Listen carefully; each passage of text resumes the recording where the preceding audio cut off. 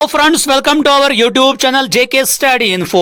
आज फाइनली काफी इंतजार करने के बाद जेके एसएसबी की तरफ से फाइनेंस अकाउंटेंट असिस्टेंट का एग्जाम कंडक्ट किया गया। तो इस वीडियो में हम आज के पेपर के बारे में डिस्कस करेंगे कि पेपर कैसा आया था, पेपर का लेवल क्या था, कट ऑफ क्या हो सकता है, और अगर आप फीमेल सुपरवाइजर या फॉरेस्टर के एग्जाम्स की प्रिपरेशन कर रहे हो तो आप हमारी नई यूट्यूब चैनल सब्सक्राइब कर सकते हो। वहां हम डेली बेसिस पर वीडियो लेक्चर्स अपलोड करते हैं। उसकी जो लिंक है वो हम डिस्क्रिप्शन बॉक्स में भी रखेंगे और कमेंट्स में भी पिन करके रखेंगे। तो चलिए आज के पेपर को हम डिस्कस करते हैं। आज का जो पहला ही क्वेश्चन यहां पर पूछा गया था, which of the following is not a communicable disease, यानी कि साइंस वाले पोर्शन में से यहां पर क्वेश्चन पूछे गए थे, इनमें से कौन सी कम्युनिकेबल डिजीज नहीं है। एंड इस क्वेश्चन का जो करेक्ट आंसर है वो है डायबिटीज। ये एक कम्युनिकेबल डिजीज नहीं है। पढ़ा होगा ऑलरेडी आपने कम्युनिकेबल डिजीजेस की नहीं हम कहते हैं। उसके बाद यहां पर नेक्स्ट क्वेश्चन है क्वेश्चन नंबर 2, जिनके अंदर आपको यहां पर एक साइड से विटामिन देकर रखे थे, दूसरी साइड से उन विटामिन की कमी होने की वजह से यहां पर कौन सी बीमारियां होती है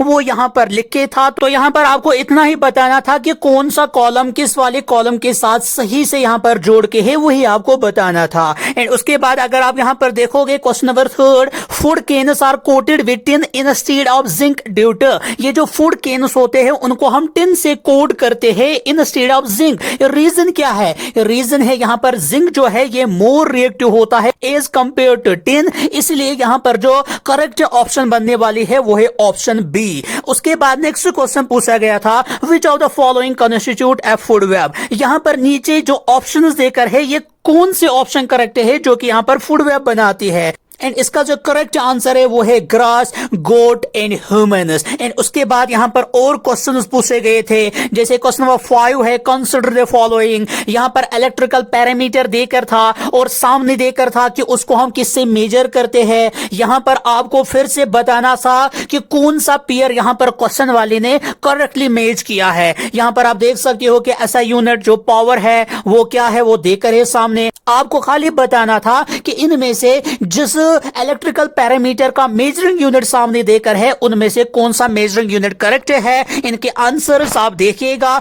इसके बाद फिर से क्वेश्चन नंबर 6 जो है ये भी पेयर्स टाइप के क्वेश्चन पूछा गया है। यहां पर फिर से बताया गया है कि इनमें से कौन सी पेयर आपस में करेक्टली मेजर्ड है। यहां पर कुछ एलिमेंट्स के नाम दिए गए हैं, यहां से उनकी शॉर्ट फॉर्म्स देकर है आपको बताना है कि कौन सी पेयर यहां पर करेक्टली एक दूसरे के साथ मैच है। उसको स्टेटमेंट बेस्ड क्वेश्चन पूछे गए हैं, लेकिन उतने ज्यादा स्टैंडर्ड के भी नहीं है।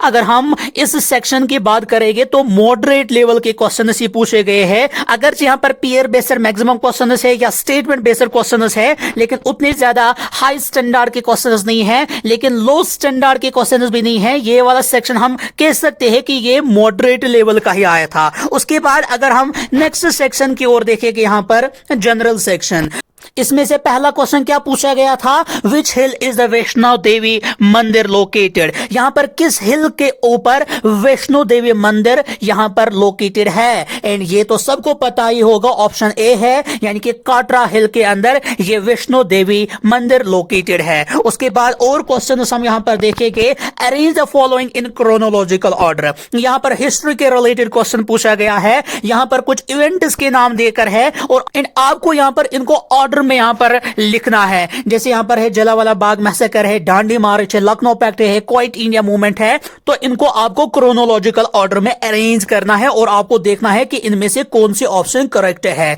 उसके बाद अगर हम नेक्स्ट क्वेश्चन की ओर देखेंगे, the first legislature of the princely state of Jammu and Kashmir was called the, उसको क्या कहा जाता था? उसको कहा जाता था, आई थिंक सो, प्रजा सभा उसको कहा जाता था। तो इस क्वेश्चन का जो करेक्ट आंसर है आई थिंक सो वो ऑप्शन ए ही होने वाली है। एंड उसके बाद नेक्स्ट क्वेश्चन क्या पूछा गया था, which of the following is not a tributary of river Jhelum. नीचे यहां पर कुछ ट्रिब्यूटरीज के नाम देकर है, आपको बताना है कि इनमें से कौन सा रिवर है जो कि इस झेलम रिवर की ट्रिब्यूटरी नहीं है। उसके बाद नेक्स्ट क्वेश्चन क्या पूछा गया था, इस पर Jammu and Kashmir reorganisation act 2019 UT created without legislator is. Jammu and Kashmir reorganisation act जो 2019 में लाया गया था उसके अकॉर्डिंग वो कौन सी यूटी है जिसका अपना लेजिस्लेचर लेजिस्लेटर नहीं होगा। आपके ऑप्शंस रखी गई है यहाँ पर जम्मू, ये तो एक यूटी है नहीं, ये यूटी का हिस्सा है, जम्मू एंड कश्मीर, एंड उसके बाद कारगिल, ये तो एक यूटी है नहीं, ये एक यूटी का डिस्ट्रिक्ट है। उसके बाद है लद्दाख। दैट मींस यहाँ पर आपके पास दो ही ऑप्शन बच के आती है, एक है जम्मू एंड कश्मीर, दूसरा है लद्दाख। तो जम्मू एंड कश्मीर के अंदर लेजिस्लेटर है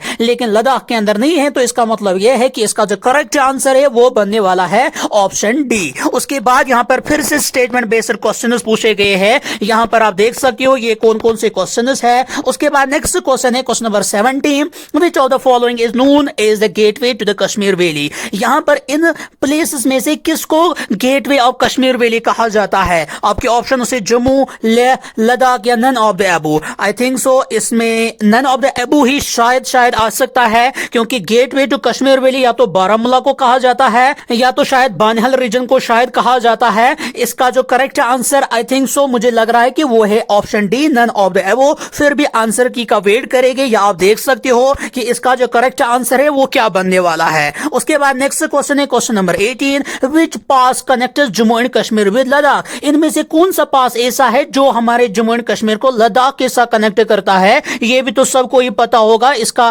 करेक्ट आंसर है जोजिला पास। एंड उसके बाद बाकी और क्वेश्चन आप यहां पर देख सकते हो, which is the official language of Jammu and Kashmir. Jammu and Kashmir की ऑफिशियल लैंग्वेज कौन सी है इनमें से? यहां पर आपके ऑप्शन से हिंदी, कश्मीरी, उर्दू, इंग्लिश। आई थिंक सो इसमें तो चारों की चारों मुझे लगता है कि जम्मू एंड कश्मीर की ऑफिशियल लैंग्वेजेस है, क्योंकि ये जो लैंग्वेजेस है पहले खाली दो ऑफिशियल लैंग्वेजेस है हमारे जम्मू एंड कश्मीर की, एक थी उर्दू और इंग्लिश, लेकिन अब कश्मीरी को भी रखा गया है, हिंदी को भी रखा गया है।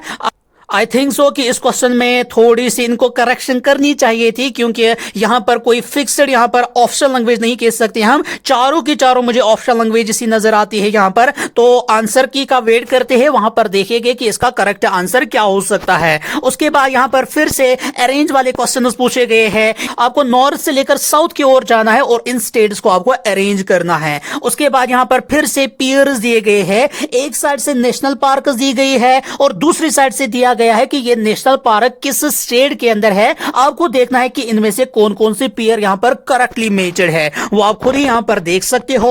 उसके बाद नेक्स्ट क्वेश्चन है, arrange the following events in chronological order. यहां पर जितने भी इवेंट्स का जिक्र हुआ है उनको आपको क्रोनोलॉजिकल ऑर्डर में फिर से अरेंज करना है। यहां पर आप देख सकते हो उस क्वेश्चन को भी। उसके बाद क्वेश्चन नंबर 12 है, ये भी स्टेटमेंट बेस्ड क्वेश्चन है। उसके बाद क्वेश्चन नंबर 24 आप देख सकते हो। उसके बाद next question number 25, in which tourist places Kolahoi glacier is located. इनमें से कौन सी टूरिस्ट प्लेस ऐसी है जहां पर कोलाहोई ग्लेशियर है? आई थिंक सो इसका जो करेक्ट आंसर बनने वाला है शायद वो पहलगाम है, तो इसका आंसर आप देख लीजिएगा। उसके बाद यहां पर नेक्स्ट क्वेश्चन फिर से पीयर बेस्ड के ही क्वेश्चन पूछे गए हैं। इस पूरे एग्जाम के अंदर, इस पूरे पेपर के अंदर एक ही चीज मैक्सिमम देखने को मिली है यहां पर कि मैक्सिमम क्वेश्चन या तो पीयर बेस्ड है या तो स्टेटमेंट बेस्ड क्वेश्चन है। एंड सबसे इजी वाले जो क्वेश्चन होते हैं वो यही होते हैं कि जो आपके पास क्वेश्चन होते हैं सामने ऑप्शन 4 होती है, ये तो इजी होता है। लेकिन पेयर बेस्ड क्वेश्चन को और स्टेटमेंट बेस्ड क्वेश्चन को यहां पर रटिफिकेशन नहीं चलती है। यहां पर एक एक चीज को समझना पड़ता है। जितने आपके कंसेप्ट क्लियर हो गए उस टॉपिक के रिलेटेड, उतना ही आप आराम से यहां पर स्टेटमेंट बेस्ड क्वेश्चन सॉल्व कर सकते हो।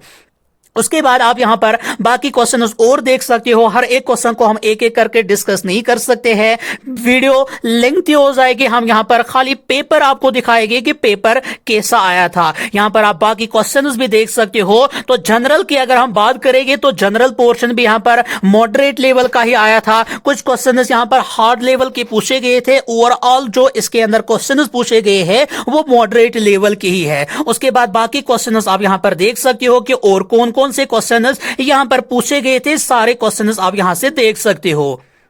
इस पेपर की जो पीडीएफ है वो हम अपनी टेलीग्राम चैनल पर भी अपलोड करेंगे। वहां पर आप इसको डाउनलोड कर सकते हो और आप आराम से एक एक क्वेश्चन को यहां पर देख सकते हो। यहां पर इकोनॉमी में से क्वेश्चंस पूछे गए थे, तो यहां पर आप देख सकते हो कि और कौन कौन से क्वेश्चंस पूछे गए हैं।